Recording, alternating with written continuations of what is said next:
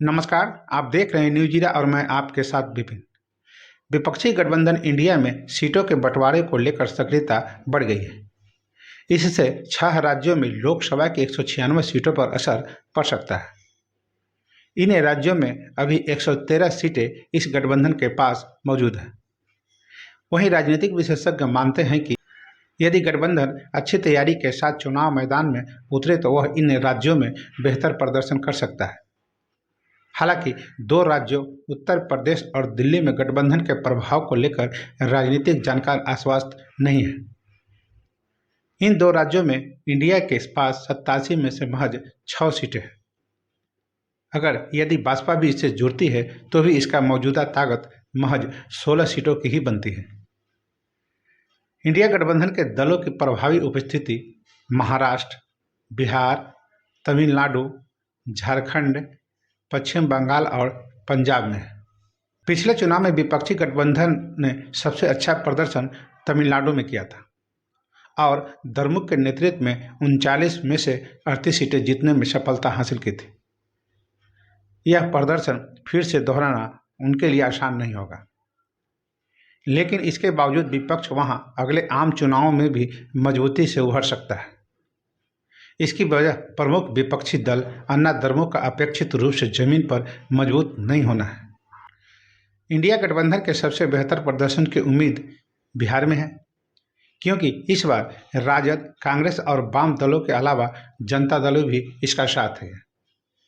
पिछली बार जनता दल राजद के साथ था और जनता दल ने तब 16 और कांग्रेस ने 1 सीट जीती थी। बाकी कोई विपक्षी दल सीट बचाने में कामयाब नहीं हुआ था। झारखंड में भी पिछली बार झामुमो 14 में से 2 सीटें ही जीत सक पाया था। इंडिया के लिए वहां भी अपनी ताकत बढ़ाने के मौके हैं। इस समय वहां गठबंधन की सरकार भी है। पश्चिम बंगाल में तृणमूल कांग्रेस के 22 और कांग्रेस ने 2 सीटें जीती थी। शेष 18 सीटें तब भाजपा ने जीत हासिल की थी।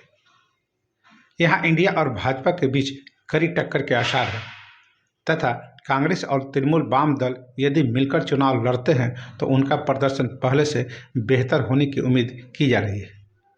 बात महाराष्ट्र के आम चुनाव के नतीजे सबसे ज़्यादा रोचक हो सकते हैं। पिछली बार 48 में से शिवसेना ने 18, रासपा ने 4, कांग्रेस ने 1 सीट जीती थी।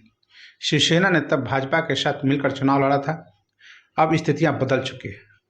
शिवसेना और रासपा टूट चुके हैं।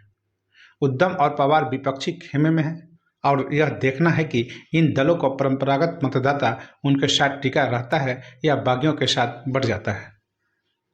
बात पंजाब में 13 में से 8 सीटें कांग्रेस तथा 1 आम आदमी पार्टी के पास है।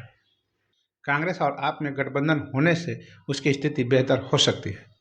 हालांकि यह भी देखना होगा कि क्या भाजपा और अकाली दल मिलकर चुनाव लड़ते हैं या अलग अलग राह पकड़ते हैं। गठबंधन उत्तर प्रदेश में भी होना तय है, लेकिन बसपा को लेकर अभी स्थिति साफ नहीं है।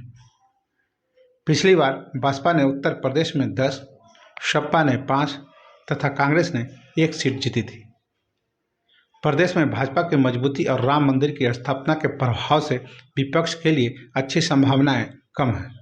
इसी तरह दिल्ली में भी कांग्रेस आप गठबंधन के बावजूद टक्कर कड़ी होगी और इंडिया की राह आसान नहीं होगी।